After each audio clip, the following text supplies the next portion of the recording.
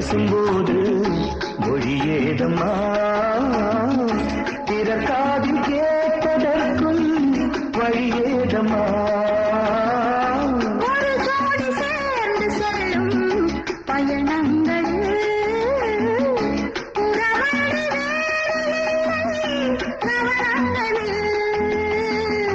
இளமாமையில் வந்தாடும் வேளை இன்பம் கோடி என்று அனுபவம் சொல்லவில்லையோ. நம்ம கருவாட்டு கூட முன்னாடி போ.